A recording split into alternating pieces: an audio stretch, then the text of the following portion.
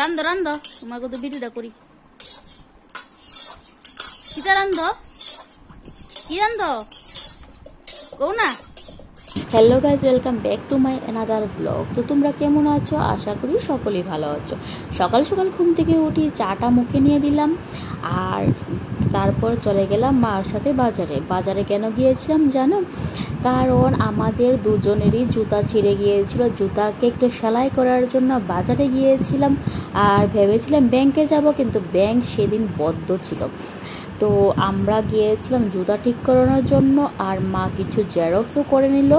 আর তারপরে এসে আবার এখানে দাঁড়িয়ে পড়লাম, কারণ জুতোটা যদি একটু টাইট হয়ে যায় আবার পরা যাবে না, যদি একটু ঢিল হয়ে যায় তো পরা যাবে না। তার জন্য এখানে এসে মাপ দিয়ে ভালো করে জুতোটা সেলাই করে নিচ্ছি। দেখো উনি খুব সুন্দর করে সেলাই করে দিচ্ছেন আস্তে আস্তে করে। আমি বারবার পা দিয়ে দেখছি সাইজটা ঠিক আছে কি না আছে, তো উনি ভালো করেই সেলাইটা করে দিয়েছেন। তারপর গিয়েছিলাম জুতার দোকানে জুতা কেনার জন্য।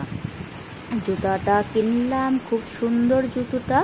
বার্গেনিং করতে করতে মা জুতোটা কিনে ফেললো। আর তারপর এসেছিলাম বাড়িতে এসে দেখি এত অঝোরে বৃষ্টি পড়ছে, তোমাদেরকে কি বলবো। তারপর আবার গিয়েছিলাম বিকেলে বাজারে ওষুধ কেনার জন্য।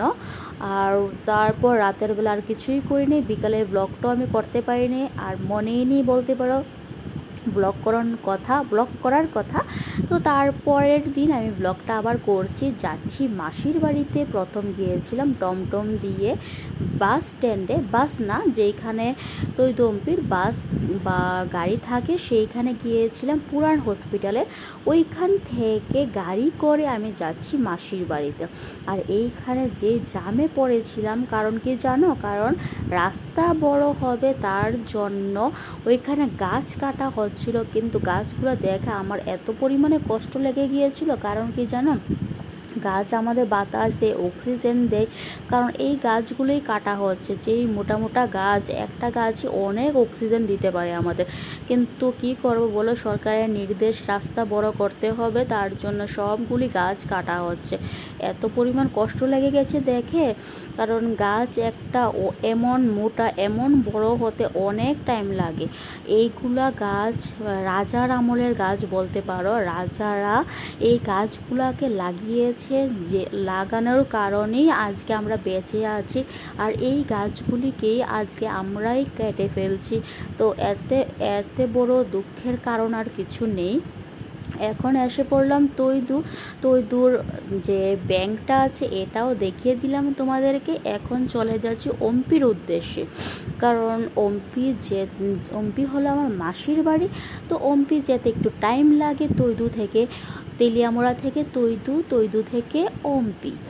আর এইটা হলো তৈদু ব্রিজ। আর এই দিকে দেখো একটা রাস্তা আছে, ওই দিকে রাস্তাটা, এদিকে আমরার পুরান বাড়ি আছে, ওইখানে কাকু থাকে, আমার কাকি থাকে, ভাই থাকে। আর এইখানে আবার থেমে গেল কেন জানো? কারণ ওইখানে পুলিশ ছিল, পুলিশ দেখছিল গাড়িতে কি আছে কি না, তো ওইখানে দেখার জন্য আমরা থেমে গিয়েছিলাম। আর এইখানে দেখেছো নিচে অনেক কিন্তু খুঁজ আছে, কারণ কি জানো? এইখানে আছে না, কি বলবো, উপজাতিরা সবজি করে ঝুম করে, তার জন্য।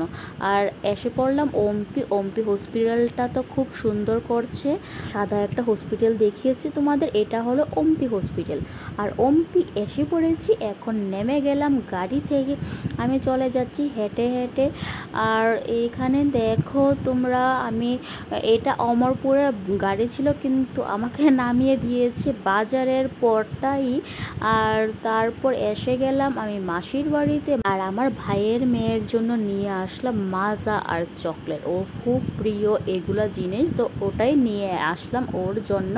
আর এইখানে দেখো, আর সারাদিন জানো কি হয়েছে, আমার মোবাইলটা কাল থেকে হ্যাং হয়ে রয়েছিল, মোবাইলটা কোনো মতেই আমি ঠিক করতে পারছিলাম না। তো ভাই এসেছিল রাতের বেলা, তো ভাই এসে ঠিক করে দিয়েছিল, যার কারণে আমি মাসির বাড়িতে এসেছি। এই ব্লগটা আমি তোমাদেরকে শেয়ার করতে পারিনি, কারণ ভিডিও তো করতে পারিনি, কিভাবে শেয়ার করব।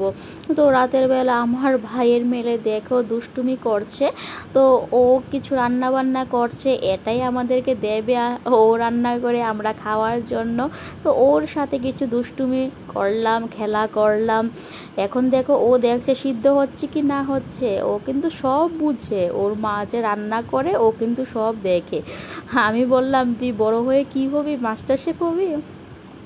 তো ওর সাথে কিছু ফাইজলামি বা কিছু কথাবার্তা বললাম, খেলা করলাম, এইভাবেই আজকের দিনটা আমি কাটিয়ে ফেললাম। তো আজকের ব্লগটা আমি এখানে শেষ করছি। আবার তোমাদের সাথে দেখা হবে নেক্সট ব্লগে, নেক্সট ভিডিওতে। তো তোমরা অপেক্ষায় থেকো যে আমি কি করছি কি না সেটা দেখার জন্য। তো টাটা, বাই বাই, সুস্থ থেকো, ভালো থেকো। তো আজকের ব্লগটা এখানে শেষ।